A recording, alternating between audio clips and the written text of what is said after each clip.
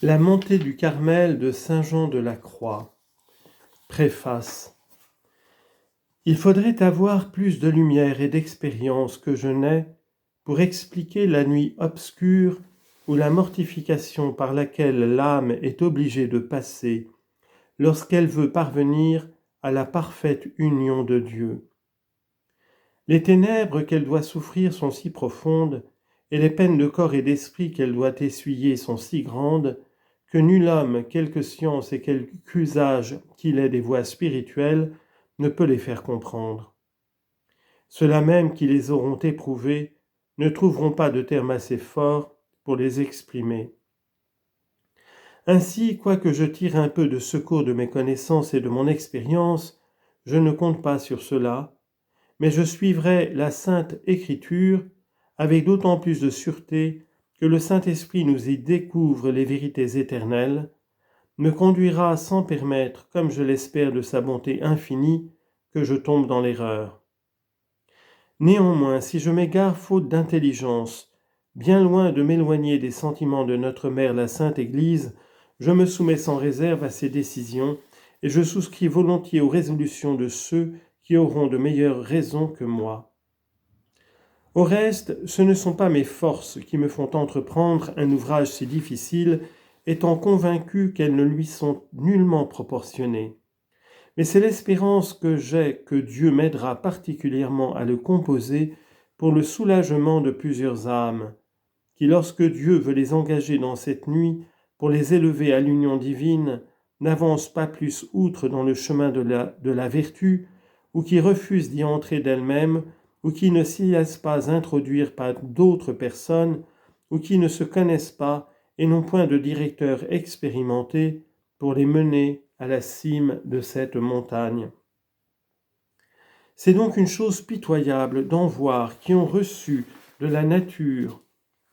et de la grâce tout ce qu'il faut pour faire de grands progrès en cette voie, et qui s'efforçant un peu plus arriveraient à cet état. C'est, dis-je, une chose pitoyable de les voir ramper dans une basse manière d'agir avec Dieu, ou parce que ces personnes ne veulent pas passer plus outre, ou parce qu'elles ignorent ce qu'il faut faire, ou parce qu'on ne leur donne pas les moyens de sortir des commencements imparfaits de la vie spirituelle. Que si elles ont enfin, par une singulière grâce de Dieu, quelque entrée en cette nuit, et si elles y entrent sans travailler elles-mêmes et sans recevoir aucune instruction, elles n'y arrivent qu'après un long temps et qu'avec beaucoup de difficultés et peu de mérite, parce qu'elles ne se sont pas abandonnées à la conduite de Dieu et qu'elles n'ont pas souffert qu'il les eût mises dans la voie pure et certaine de l'union divine.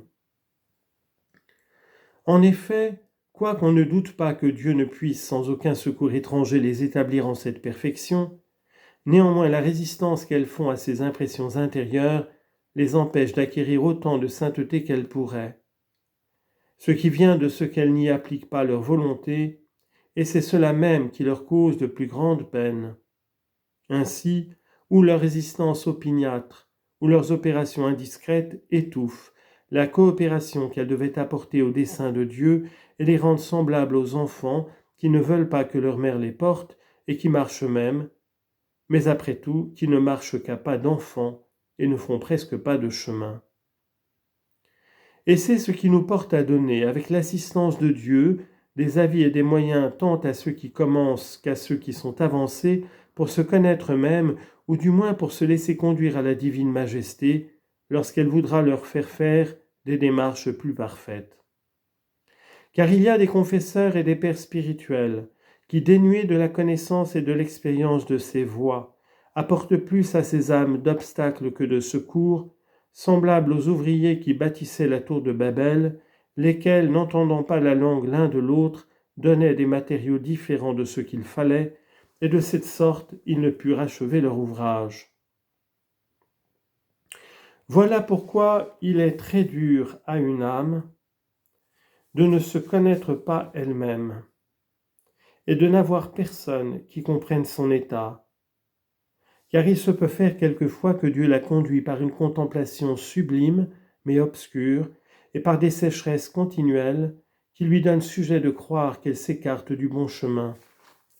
Et tandis qu'elle est ainsi environnée de ténèbres et fatiguée de tentations, il se trouvera peut-être des gens qui lui diront, comme les amis de Job lui dirent en le voulant consoler, que tout cela n'est que l'effet de sa mélancolie et de sa complexion naturelle, ou même que c'est là le châtiment de sa malignité secrète, laquelle oblige Dieu à l'abandonner. Job chapitre 4. D'où ils infèrent qu'elle est, ou du moins qu'elle a été très méchante. D'autres soutiendront encore qu'elle recule dans les voies de Dieu, puisqu'elle est privée des douceurs et des consolations dont elle jouissait auparavant, tellement qu'ils augmenteront sa douleur. Aussi la plus grande affliction que cette âme sent alors vient de la connaissance qu'elle a de ses misères spirituelles, et il lui semble voir clairement qu'elle est remplie de péchés parce que Dieu lui donne cette connaissance dans l'obscurité de la contemplation dont il l'éclaire. Et lorsque quelqu'un entre en son sentiment et l'assure que tout cela lui arrive par sa faute, son inquiétude s'augmente au point de lui paraître plus insupportable que la mort. Cependant, ces confesseurs ne se contentent pas d'en user ainsi avec ces âmes affligées.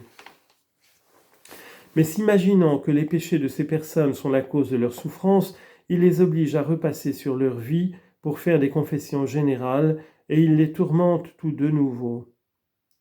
Ils ne voient pas que ce n'est pas le temps de faire de ces sortes de revues, mais qu'il faut les laisser dans l'état de purgation spirituelle où Dieu les tient et qu'il n'est besoin que de les consoler alors et de les encourager à souffrir patiemment leur croix.